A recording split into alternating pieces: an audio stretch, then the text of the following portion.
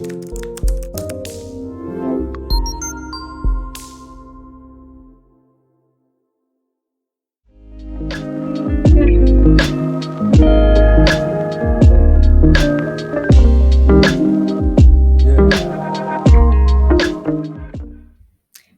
my name is Mabery Chestnut, and I'm a certified financial planner and investment advisor.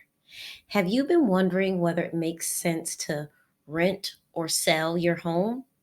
If so, keep listening because I'm going to share some tips that you might find helpful in making that final decision. One of the things you'll want to consider when you're deciding whether to rent or to sell your home is to consider what the current and future market conditions are for both of those options. So, on the rent side, are there a lot of people looking to rent where your home is located? What is the amount of rent that your type of home can command? Will that rental fee be enough to cover your rental expenses? With renting, if you choose to be your own landlord, that would be great. If you choose to hire a property manager and not be your own landlord, then there's the property management fee. Landlord insurance is also typically a little more expensive than traditional homeowners insurance. So those are some of the things that you want to consider if you're thinking when you're considering the rental option. When you're thinking of the selling option, considering that, you want to think through, is it a buyer or seller's market right now?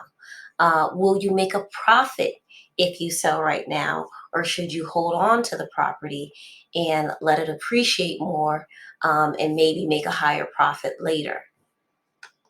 Some other considerations you'll want to make when you're deciding whether or not to sell or rent your home are obviously taxes. So if you rent your home, depending on how long you've owned your home and lived in your home, there may be a good portion of a gain that you might be able to write off and not have to pay. It's actually excluded from taxation. And if you're an individual, that's up to about $250,000 of the gain. And if you're a couple meeting all of the eligibility requirement, it's up to $500,000 of the gain that would be excluded from taxation. Whether or not you choose to manage your property yourself or hire a property manager, that could impact another tax advantage, whether or not you are, another tax advantage will be applicable to you.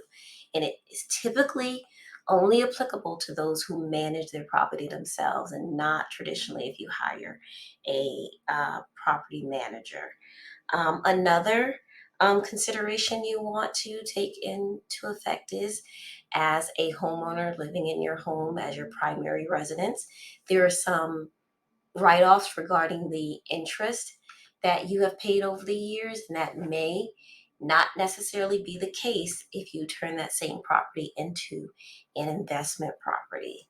So definitely take a look at all the tax implications of both renting and selling when you're considering which to go with. Another thing you should consider is insurance. So I've already mentioned throughout the video that landlord insurance is typically more expensive than traditional homeowners insurance. But another thing you'd want to look into is umbrella insurance, especially if you don't already own it on the property that you own. Look into seeing if umbrella insurance will provide you some protection at while you rent out your property. And also, if you're going to rent, ensure that your tenants have renters insurance, their own renters insurance to protect their property while they're living in your home. So hope you found this information very helpful. There are even more details and tips to consider in the blog. The link is in the show notes below. And until next time. Thank you for listening. I hope you found this information useful. Remember, you can follow us on LinkedIn, Facebook, Instagram, and you can also visit my website. Also, remember that all the information provided in this podcast is meant for educational, general purposes only. and is not intended to be personal financial advice.